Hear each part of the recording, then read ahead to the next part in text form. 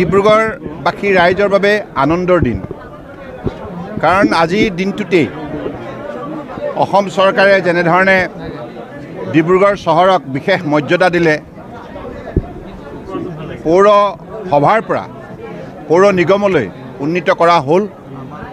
আৰু এই স্বীকৃতি বহু বছৰ অপেক্ষাৰ অন্তত ডিব্ৰুগড়বাসীয়ে পাবলৈ সক্ষম হ'ল 180 বছৰ অতিক্ৰম কৰা এইখন ঐতিহাসিক চহৰৰ বাহিন্দাসকলে সদায় বিচাৰি আছিল যে ডিব্ৰুগড়ে এটা হুকিয়া মৰ্যাদা হুকিয়া পৰিচয় পাব লাগে আজি সেই পৰিচয় পোৱাৰ ক্ষেত্ৰত অসম চৰকাৰৰ তৰফৰ পৰা বাস্তৱসন্মত গুৰুত্বপূৰ্ণ পদক্ষেপ গ্ৰহণ কৰিলে ডক্টৰ হিমন্ত বিশ্ব শৰ্মা ডাঙৰীয়াৰ নেতৃত্বত চলা অসম চৰকাৰৰ বিভাগৰ মন্ত্ৰী অশোক সিংঘাল ডাঙৰীয়া আহি আজি কিছু মাহৰ আগতে আনুষ্ঠানিকভাৱে ঘোষণা কৰি গ'ল আৰু আজি এই নিগমৰ মেয়ৰ ডেপুটি মেয়ৰ লগতে পৰিষদসকলে আনুষ্ঠানিকভাৱে সততা নিষ্ঠাৰে নিগমৰ দায়িত্ব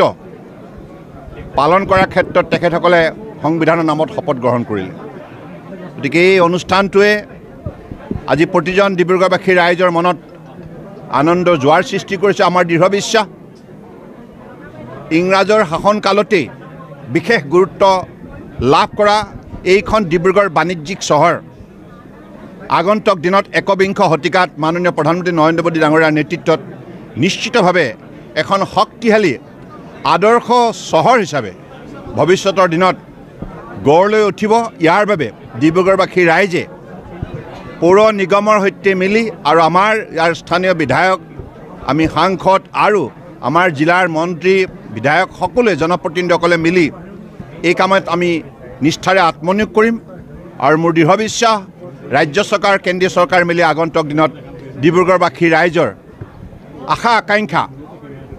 এইখন চহৰক আধুনিকৰণ কৰি পূৰণ কৰিব উন্নীত হ'ল আৰু মই ভাগ্যৱান যে প্ৰথমগৰাকী মেয়ৰ হিচাপে আজি শপত ল'লোঁ আমাৰ কাউন্সিলৰসকলে শপত লৈছে পাৰিষদ হিচাপে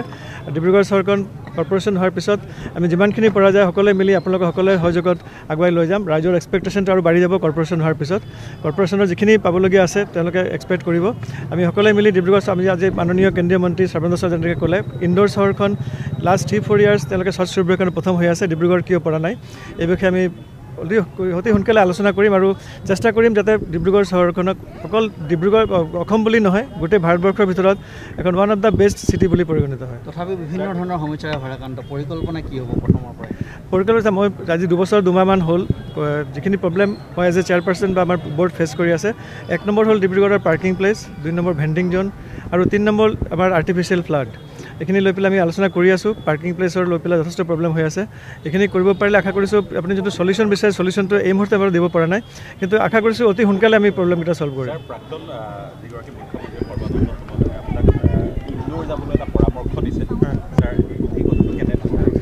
তেখেতে ইনডোৰ যাবলৈ কিয় পৰামৰ্শ আপোনালোকে সকলোৱে জানে চাগে প্ৰত্যেক বছৰ এটা স্বচ্ছ সৰ্বেক্ষণৰ এটা ৰেটিং হয় এই ৰেটিং হিচাপে ইনডোৰ চহৰখন যোৱা 3-4 বছৰৰ পৰা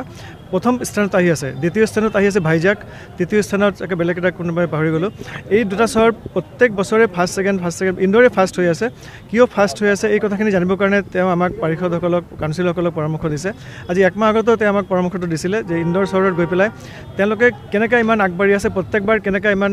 ৰেংকিং তেওঁলোকে একুৱাৰ কৰিছে আৰু আমি ডিব্ৰুগড় কিয় পৰা নাই ইনডোৰ ইমান পপুলাৰ চিটি তাৰ জনসংখ্যা বহুত বেছি ডিব্ৰুগড় ইমান ডাঙৰ চহৰ নহয় এইকাৰণে ইনডোৰত গৈ পেলাই তেওঁলোকে কি ছিষ্টেমত আগবাঢ়িছে কেনেকৈ কৰি পেলাই তেওঁলোকে প্ৰত্যেক বছৰ স্বচ্ছ সৰ্বেক্ষণৰ ফাৰ্ষ্ট পজিশ্যন পাইছে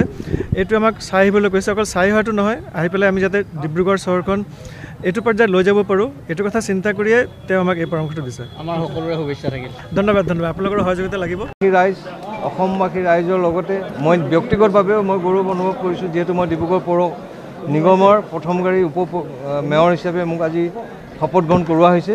আমি ৰাইজৰ আশীৰ্বাদ বিচাৰিছোঁ আগন্তুক দিনত যাতে ৰাইজৰ আমি সেৱা কৰিব পাৰোঁ নিজকে উজ্বলাই তুলিব পাৰোঁ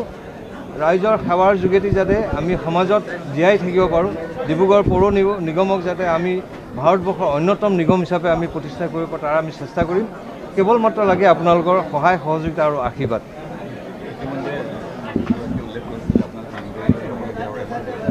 ইন্দোৰ মই ব্যক্তিগতভাৱে আমি কেইবাজনো গৈছোঁ কেইবাবাৰো, কিন্তু পৌৰ নিগমৰ আমি হেৰি হিচাপে আমি যোৱা নাই। আমি পাৰিষদসকলক যিটো লৈ যোৱা কথা কৈছে তেওঁ, আমি 3-4টা গ্ৰুপ বনাই এবাৰতে 20-22জন লৈ যোৱা সম্ভৱ নহয়। আমি অকল ইন্দোৰ নহয়, ইন্দোৰ আছে, চণ্ডীগড় আছে, এনেকৈ চাবলগীয়া কেইবাটাও জেগা আছে। আমি নিশ্চয় আমি পাৰ্টকৈ আমি তেখেতসকলক পঠোৱাৰ ব্যৱস্থা কৰিম।